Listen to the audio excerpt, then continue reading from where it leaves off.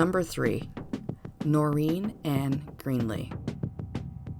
On an unusually cold September night, September 14th, 1963, in Bowmanville, Ontario, Canada, a teenager and her cousin were hanging out by her house on Holt Street, when out of the blue, a car comes screeching by, almost knocking the young girl to the ground. If that wasn't scary enough, the young teen heard what she believed was her sister Noreen's screams coming from inside that car. The teen ran to tell her father, who took off immediately with one of his sons to pursue the car. However, they were unsuccessful. The car had escaped. The father returned home and called Noreen's friend, Bonnie, but she did not know where Noreen was. To her knowledge, Noreen had taken the bus home. It was at this point that the father contacted police and reported his daughter Noreen missing at 3 a.m.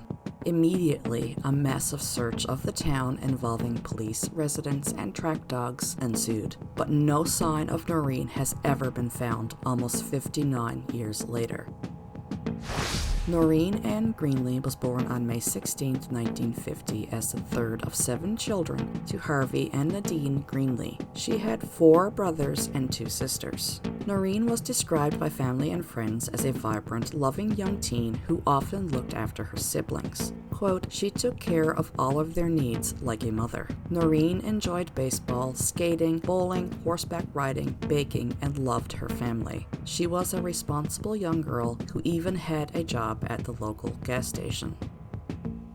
Noreen spent the evening of September 14th, 1963 with her best friend Bonnie Wilkins and Bonnie's boyfriend Gary Woolner. They went bowling at Liberty Bowl and afterwards went to Sam's Diner in Bowmanville for a bite to eat.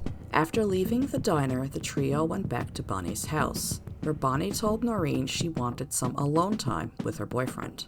Noreen left Bonnie's house between 11 and 11:30 to catch the 11:30 bus home. Now, the bus stop was only a couple of steps from Bonnie's house, and Noreen was heading to Maple Grove, where she lived, and Bonnie lived on the corner of Waverley Road and King Street in Bowmanville, Ontario. Shortly after leaving, Noreen came back. She told Bonnie that she felt cold. Bonnie offered her a coat, but Noreen refused and left again for the bus stop. The bus was scheduled to come at 11:35, but when it did come, it didn't pick up any passengers. Noreen wasn't there and has never been seen again.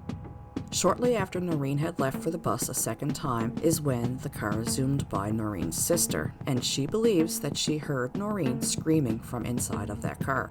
Once Noreen was reported missing to the Bowmanville police, the search for Noreen started immediately. Neighbors, friends, family, and even workers from the Goodyear plant and General Motors participated in a massive search. For 8 full days after Noreen vanished, more than 1,000 searchers combed the area. They used tracking dogs, a pond was drained, and an aerial search was conducted. But there was absolutely no sign of Noreen. The bus driver was also interviewed, and he confirmed that he did not pick anybody up at the intersection when the bus passed through shortly after 11:30 p.m. that night. A witness did come forward, though, William Polly, and he said that sometime between 11 and 11:15, he drove by the bus stop. He had his wife, daughter, and mother with him, and they were on their way to drop off his mother at her place on Waverley Road. He noticed a young girl waiting at the bus stop as they passed by, but did not really think much of it at the time. He also saw something else of note when he passed Noreen again on the way back to his house. Reportedly, he told authorities that when he passed the bus stop again, he saw the same young girl get into a blue 1957 to 1958 model Prefect car, either extremely well kept or recently painted. He said the car was driven by a man wearing a black hat and that it traveled westbound in the direction of Noreen's home. Some reports say that the man was wearing a fedora hat. As it would turn out, the car that almost hit Noreen's sister that night matched this description. The police interviewed Noreen's family, friends, and acquaintances, but no clues were ever uncovered as to what could have happened to Noreen. Reportedly, the trainer of the bloodhounds that were bodying on Noreen's case concluded that Noreen was indeed picked up by a car at the bus stop. Then the dogs tracked her northbound through a field and lost her scent at the train tracks. Then a few months later, in 1964, Noreen was reportedly seen in the Mount Royal area of Calgary, working as a domestic. The search picked up then in Calgary, where Noreen's parents flew out and searched for their daughter. I'm not sure where this comes from exactly, but the family was told that if she was in Calgary, she might have dyed her hair black and lived in an apartment on Carlton Street. Nevertheless, the search turned up nothing, and Noreen was never found in Calgary. And this is pretty much how the case sat for many years. No leads, no signs of what had happened. The Durham Regional Police, though, did dust off Noreen's case several times over the decades, and they interviewed countless people even loosely connected to the young teen, but their efforts never amounted to much. And while the case was reportedly opened by homicide investigators again in 2005, again, no new leads emerged. In 2013, Durham Regional Police Detective Terry Hott told This Week that, quote, "She's 13 years old and has never been found. We're all just guessing as to what happened. Nobody knows. There's no indication she was murdered or ran away." In 2015, an age progression sketch was released to the public with the hopes it would spark new leads, pretty much to no avail. Then suddenly in 2016, Noreen's family received a tip. The tipster said that his father had made a deathbed confession, admitting that he had killed Noreen. According to the story, his father was a construction worker and a part-time school bus driver in Bowmanville. So when he offered Noreen a ride home that fateful night, she recognized him from his time as a school bus driver and felt safe getting into his car. According to the tipster, he had put two and two together when he recognized his father's old car from the description of the vehicle in question in Noreen's case. The tipster claimed that his father said that he had killed Noreen by hitting her on the head with a dowel. Afterwards, he placed her body in the trunk of his 1959 Ford Prefect. The following Monday, he went to work at the construction site where he was helping to reroute Highway 57 near Concession 8. There, he buried his car using a bulldozer and a backhoe, telling his co-workers he was done with the vehicle because it was a jalopy that had given him no end of trouble. Noreen's family has been able to substantiate parts of this story. They confirmed that the tipster's father had indeed been a part-time bus driver in Bowmanville, and that the highway had indeed been rezoned in the time frame and area detailed by the caller. The family has always felt that Noreen must have known her abductor because she would not have gotten into a car willingly with someone she didn't know. So this makes sense. She would have known the bus driver and felt safe getting into his car. Armed with this new information, Noreen's family bought in a cold case team from the Cold Case Society, who in turn called on a forensic anthropologist, Renee Willman, to perform a magnetic radar field scan of the area that was in question. The results of this scan did show a large object somewhere toward the north end of the property, and based on the results, it was reported that the object is, quote, consistent with the area described by the witness as the location of a buried vehicle, and that, quote, there were certain areas of the property that showed a significant anomaly that could be consistent with a car. Renee Willman did say, quote, however, using that technology, it was impossible to determine how deep that object was, the size or shape of it, or if it was a piece of garbage or a vehicle with, of course, no remains inside. That we could not determine. Durham police said that the story of the car being buried has come up repeatedly over the years. Quote, the story is that while the construction on the highway was going on, he buried the car because it wasn't working properly. We don't even know if that's true, but we're looking. From there on in, it's become, well, maybe she was murdered and put in that car. We have no idea or truth of that, but people keep on bringing it up, so we're investigating that angle. A second tip had also been brought forth years before by an Ontario hydro linesman. He claimed that during the installation of hydro poles and lines in that area that they had come across a buried car during the installation of the poles, but that the car had never been removed. I don't really know why, but for some reason it took 2 years for police to actually perform an excavation of this area. Nevertheless, in October of 2018, an extensive excavation was done in the vicinity of Regional Road 57 and Concession 8. According to police, 2 long, deep trenches were dug in search of the buried Ford prefect. One was roughly 150 feet long, and the other was about 100 feet long. The trenches were dug to a depth of 7 feet, and then metal detectors were used to penetrate 3 more feet into the ground. However, the excavation found no new evidence in this case, and there is some question of whether or not this search was as thorough as it should have been. First, Renee Willman thought that the area excavated did not coincide with the anomalies that she had found. Second, a grid should have been set up to help systematically examine the property. Third, she wondered if authorities used the right equipment, suggesting that they could have done better by using a flat-edged bucket to mimic the work of an anthropologist using a trowel. Fourth, she questioned the decision to skip using ground-penetrating radar and moving straight into excavation. Finally, she was also surprised that she was not invited to participate in the search, especially considering her expertise. Given all of this, Willman thinks further investigation of the area is warranted.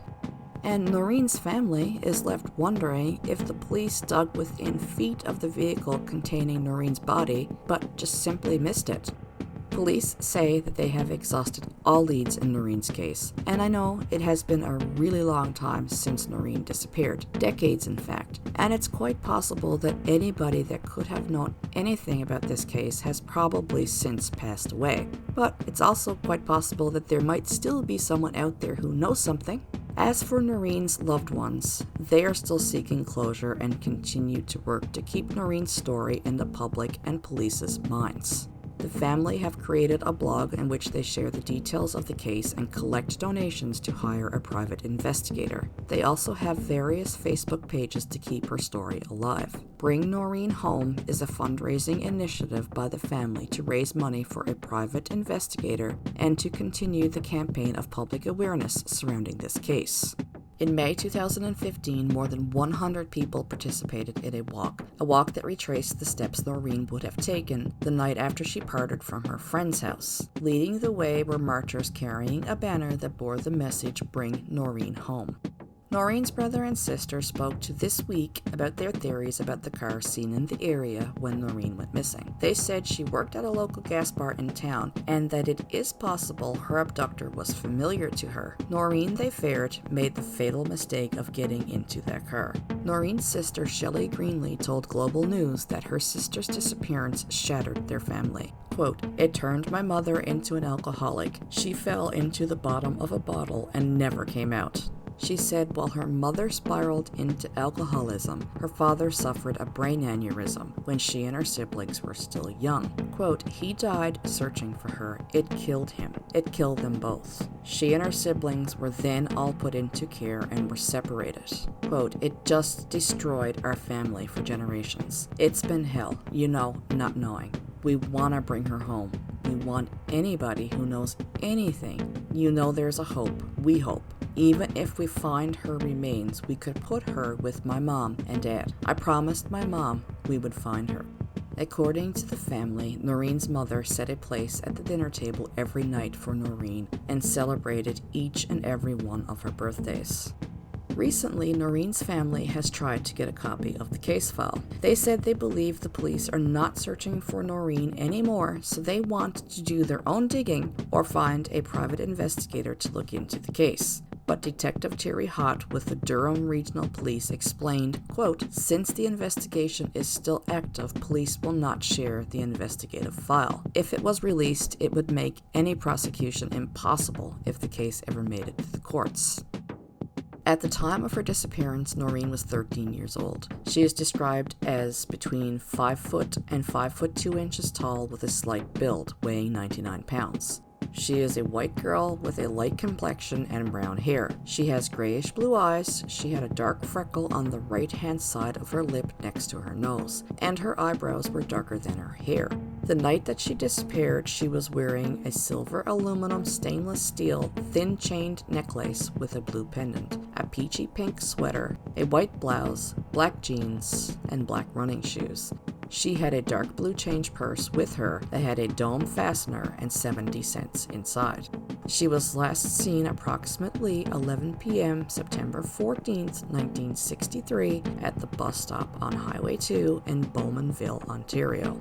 Anybody with any information should contact Durham Regional Police at 1-888-579-1520 or Crime Stoppers at 1-800-222-TIPS or 8477, or you can also contact missing kids at 1-866-KID-TIPS or 543-8477. Number 2. Cheryl Ann Hanson. On a spring evening, May 31st, 1974, in Aurora, Ontario, Canada, 7-year-old Cheryl Hansen begged her mom to go to her cousins for a sleepover. Her cousins lived just 10 minutes up the road. At first, Cheryl's mother said no, but like most 7-year-olds, little Cheryl kept it up until her mom finally relented and said yes. So Cheryl set off with her white and red floral designed PJs packed in a paper bag to make the 10-minute walk. In the words of her mother, Patricia, quote, "After supper around 5:30 in the evening, she wanted to go up the road to her cousins. At first I said no, not tonight, not today. She kept wanting to go, and I agreed. Cheryl packed her pajamas in a brown paper bag, put on her white leather shoes and red overcoat, and walked down her driveway at Bloomington Road near the Blue Hills Academy towards her cousin's house. I had a terrible feeling after she had gone. Within a few minutes, Patricia called the cousin's house to see if Cheryl had arrived, and they said no, she's not here yet. In Patricia's own words, quote, I went running up the road. I thought she might have been hit by a car or something, and that was it. I never saw her again." And to this day, 48 years later, Cheryl has never been seen or heard from again. Immediately when Patricia could not find her daughter, she reported her missing to police. Cheryl Ann Hanson was born on July 25, 1966. She was said to love her dolls, reading books, and hanging out with her cousins. She lived on a farm with her parents and 2 brothers. The York Regional Police started the investigation and search for Cheryl immediately. Witnesses came forward saying that they had seen her walking along Bloomington Road, and at the time, more than 400 people came forward to assist with the search for Cheryl. Volunteers, including police, CB radio operators, aircrafts, Queen's York militia units, and community volunteers, which scoured the region for weeks in what has been called an unprecedented search of the York region for the time. Teams of 58 people were sent out to search for the child, and a reward of $10,000 was posted for her safe return. Those involved in the case searched the areas near her home and surrounding areas, but they were unable to locate any evidence whatsoever of Cheryl's whereabouts or what could have happened to her. And sadly, little Cheryl has never been found. Investigators believe Cheryl was abducted by a non-family member. After days of searching, they concluded that she likely got into a car and was taken out of the area. Detective Bob Athwal said, quote, "We had several witnesses at the time that had seen different vehicles in the area. We have a witness that says that they saw a girl with red hair walking down the street when they looked out their window, but didn't really make much of it at the time. It's our opinion that she was abducted and met with foul play. To this date, Cheryl has never been located, and there have never been any sightings of Cheryl Hansen." Then in 1976, convicted rapist Donald Harry Everingham confessed to being responsible for Cheryl's abduction and murder. He is actually believed to be responsible for various assaults, murders, and disappearances in Ontario during the 70s. He had been convicted for the sexual assault and attempted murder of another 9-year-old girl just months after Cheryl went missing. He was also charged and convicted for the indecent assault causing bodily harm to an 18-year-old girl of Etobicoke, Ontario that occurred in July of 1974. But instead of facing a life sentence in prison, he was found not guilty by reasons of insanity and was committed to a mental health care center. I'm not exactly sure why, but Everingham was officially named as a possible suspect in Cheryl's disappearance. I'm guessing here that it's probably because he was active in the area at the time. Regardless of why they suspected him, police spoke to Everingham in 1976, at which point he confessed that he had picked up Cheryl on the street she was walking at approximately the same time that she had disappeared, and he said that he asked her if she believed in God before he murdered her. He said he was intoxicated at the time that he killed Cheryl. He stated that he had thrown Cheryl's body over a split rail fence and into a 200-acre field. He was also able to describe what Cheryl was wearing when she was abducted. But now that probably wasn't really hard to do, considering the case was really out there in the media, even though he did draw a crude map of the area where he allegedly dumped her remains. An extensive search of that land uncovered no evidence relating to Cheryl's disappearance, and at this point he recanted his confession to killing Cheryl. And police couldn't find anything else to tie him to Cheryl's disappearance, so they couldn't charge him with anything. But they say he remains a person of interest. In any case, he was unable to provide an alibi for the time and day that Cheryl went missing. Everingham went on to confess to other murders and disappearances, but according to a lawyer, he would not be prosecuted for the murders that he confessed to. I don't know why. Maybe there's no evidence. I'm not sure. From what I can gather, he is still being held at a Canadian mental health facility. Cheryl's disappearance obviously had a very heavy impact on her family, and her parents became nervous to even let their remaining children outside or to go to school. Eventually, the family would move to Nova Scotia. To this day, Cheryl's family holds out hope that she will be located and the person responsible for taking her will be brought to justice. Her abduction remains unsolved, and foul play is suspected. At the time she disappeared, Cheryl was 4 feet tall and weighed approximately 51 pounds. She is described as a white female with blonde hair and blue eyes. She was wearing a dark brown checker sweater and pants combination, a red nylon jacket or coat, and white leather shoes. She also wore a gold necklace with a medallion on it. She was walking close to her residence on Bloomington Road near Blue Hills Academy on May 31st, 1974 in Aurora, Ontario. Unfortunately, there is not too much more information on this case, but I did want to include it because Cheryl deserves a voice just like anybody else. And in every case, someone knows something. It's never too late to come forward. At the very least, this family deserves closure. If you do know anything at all, please contact the York Regional Police Cold Case Unit at 1-866-876-5423, extension 7865. Or you can call Crime Stoppers at 1-800-222-TIPS or 8477. You can also leave a tip online at www.1800-222-TIPS.com. Number 1. Joanne Marie Pederson. On February 19, 1983, 10-year-old Joanne Patterson was hanging out with her 11-year-old sister and 14-year-old cousin at the local mall in Chilliwack, British Columbia, Canada.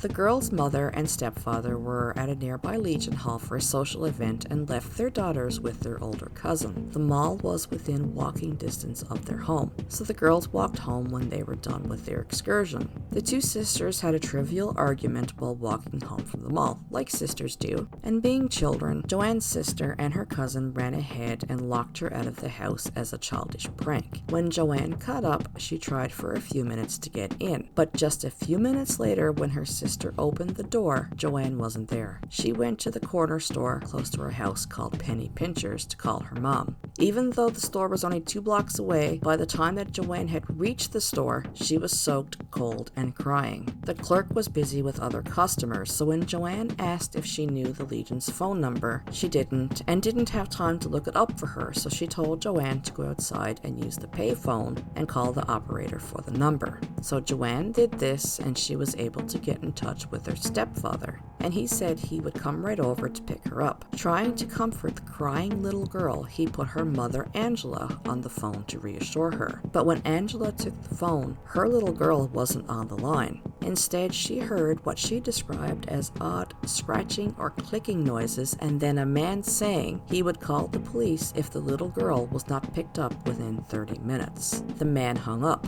Angela called the phone right back, but it just kept ringing.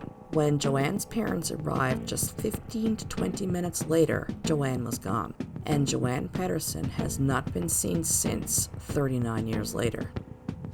Joanne Marie Patterson was born on May 17, 1972, to her mother Angela Riley and father Leo Patterson. They were married, but eventually would divorce, and at the time of her disappearance, Joanne had a stepfather. She also had 2 older sisters. Her mother Angela described her as a happy child who sang a lot. At the time she disappeared, Joanne was a grade 5 student at Watson Elementary School in Chilliwack, BC. Now, Chilliwack back in those days was known as a quiet, safe place. The family lived in a modest home, and by all accounts, Joanne was a very happy little girl who loved to sing and ride her bike. As soon as Joanne was reported missing, this sparked a massive search. Police searched Chilliwack into the Fraser area. Not only were the RCMP involved, but personnel from the nearby CFB Chilliwack, which is the Army, and the Chilliwack Search and Rescue scoured the area for Joanne. The day after she disappeared, the police identified and spoke to nearly all of the customers that were in the store the night before. A few witnesses reported seeing possibly the same man with a small child driving away in a white or cream-colored car with a blue roof. Other witnesses just reported seeing an unidentified vehicle parked nearby, a white or cream-colored car from the mid to early 70s with a dark roof. Still, other witnesses reported seeing Joanne. Now, this is important to this case. Other witnesses reported seeing Joanne in the phone booth with an unknown adult male, who is described as being between the ages of 20 to 30. He was described as being between 5 foot 6 inches tall to 5 foot 7, slim to medium build with light to dark hair that was below his ears. He was clean shaven and wearing a dark jacket. Now, that is the RCMP's description of this unidentified man in the phone booth from their website. I have seen a few other reports with varying descriptions of this man, some saying he was tall, some saying he had a mustache, some saying he had wavy, messy hair. But I think the safest description to go with is probably the one that the RCMP has listed, so I'm going to stick with that. The owner of Penny Pinchers also reported seeing Joanne talking to a man that night outside as well. The clerk at Penny Pinchers relayed the story that Joanne had come into the store upset and wanted her to call her mom and dad at a nearby Legion, but she didn't know the number, so the clerk told her to use the payphone just outside where she could contact the operator. Now, despite all of the witnesses who reported seeing Joanne that night, nobody seen what happened to her, where she went, or who took her. The Chilliwack Progress posted a $1,000 reward for any information about Joanne. The first suspect, logically, was the biological father, but he was quickly ruled out. But he did have somewhat of a shady history. He had been in a heated custody battle with Angela for their 3 daughters. And just 3 years before Joanne disappeared, he had taken all 3 of the girls to the United States, where he changed his name promptly to avoid detection. But a solid alibi put him out of town the night that Joanne disappeared. Another person who allegedly was looked at was Bobby Jack Fowler. He was an American rapist and suspected serial killer who committed his crimes between the United States and Canada. He was active at the same time that Joanne disappeared, but he too was ruled out. And as far as I can gather, no other suspects came up other than the unidentified man in the phone booth. Then something pretty freaky happened to the family. 3 weeks, or some reports say a few months, after Joanne disappeared, her grandmother got a phone call. A man was on the other line asking her to confirm the number that he had just dialed. The grandmother repeated the number back to him. The man didn't respond. Instead, she heard the sounds of shuffling, like the caller was passing the phone to someone else. Then a young girl began crying and screaming into the phone. Joanne's grandmother asked who was calling, and the line went dead. Police were not able to trace this call, and the odd thing about it is that the grandmother used an unlisted number at the time, and only close family and friends knew it. Joanne's grandmother felt that this was Joanne crying into the phone.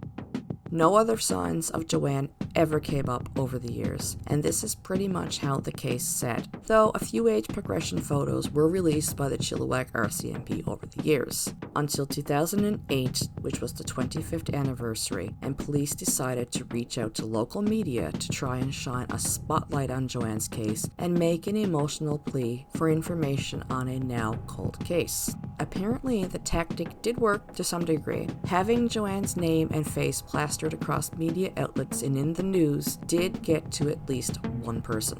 An anonymous letter arrived from a man claiming to have witnessed events leading up to Joanne's disappearance. Now, between 2008 and 2011, 3 letters would arrive to the RCMP. In 2008, after the first letter, a team of 10 investigators were assigned to the case. But police remained very tight-lipped about the letter. Actually, at first they wouldn't even say that it was a letter, they just said that they had new information that was causing them to take a deeper look at Joanne's case. But eventually, it did come out that it was a letter, but as far as I can gather, or at least as far as what's public knowledge, the RCMP have not been able to identify the writer, but do say that they do not believe these letters are a hoax. I have seen reports that the writer is the unidentified man from the phone booth, but take that with a grain of salt. And again, according to the RCMP, they have not released who they think the writer is or publicly stated that they have identified the writer. But it seems that something in these letters changed how police viewed the unidentified man from the phone booth. Up until this point, it is safe to say that the man in the phone booth with Joanne was the number one suspect and was portrayed in a negative light. I mean, really, he was the last person known to be with her, and she has never been seen again. So he would be the number one person that police would want to talk to. And I would say a very good candidate for the person that could be responsible for Joanne's disappearance. But apparently, there was something in this letter that changed investigators' minds about this unidentified man. And after consulting with a behavioral scientist, police now say that they believe the man last seen with Joanne in the phone booth was actually trying to help her. Investigators since have made numerous pleas for this unknown man to come forward and say what he knows, but they acknowledge that for 25 years this person was seen in a negative light and is probably scared, but they want to make it clear now to the individual that they know he was there to help Joanne and want him to come forward and talk to them. Now, talking about this unidentified man, Constable Dunlop said, quote, "Often 25 years after, you're not left with much. The difference here is we strongly feel if we can identify and speak to that male who was with her that night, we can move this investigation forward. Our serious crime investigators are confident they can solve the mystery behind Joanne's disappearance." Reportedly, throughout the years, police have received several tips that they are following up on, but they have not been able to identify this man nor find any information to point them to what happened to Joanne. Investigators say that they do believe that the unidentified man in the phone booth is still somewhere in the Fraser Valley and is aware of the media coverage, but is probably scared and in hiding. Also in 2008, to mark the 25th anniversary of her disappearance, the Chilliwack RCMP and Crime Stoppers created a reenactment of the incident. And like I said, since 2008, 2 more letters have arrived, so in total the police have 3 letters from this unidentified writer. They have not released the letters, but just a small picture of a tiny tidbit of, I believe it was the first letter, has been published, and I'll read it out to you. Quote, "I thought I'd bring this info forward. This may or not be useful." And that's it. We are left to speculate what is in the letters, but police have made it very clear that what is in the letters is information that only someone who had witnessed events outside the penny pincher that night leading up to the disappearance of Joanne would know. And allegedly, the last letter, which arrived in 2011, contained details that only a witness could possibly know. In any regards, the letters did generate some public tips and calls, and according to Corporal Tammy Hollingsworth, quote, "The police are still receiving information on this ongoing investigation. Investigators are hopeful that we will soon know the truth regarding what happened to Joanne so that we can give her mother and family closure." Joanne's mother, Angela, to this day still holds out hope that her daughter is alive. She says her life has never been the same since Joanne went missing, and that she thinks about Joanne every day and wonders what happened to her. At the 25-year mark, Angela made an impassioned plea for the unidentified man who was seen with her daughter in the phone booth shortly before she vanished to finally speak to police. Quote, "As a mother, I'm pleading with you to come forward. Please do that for me."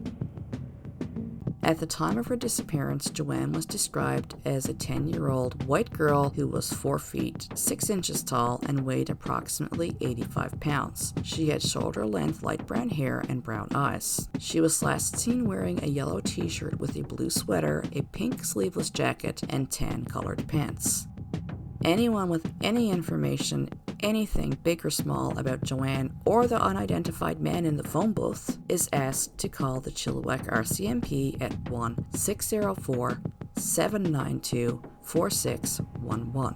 You can remain anonymous by calling Crime Stoppers at 1-800-222-8477, or you can also report it online at www.bccrimestoppers.com.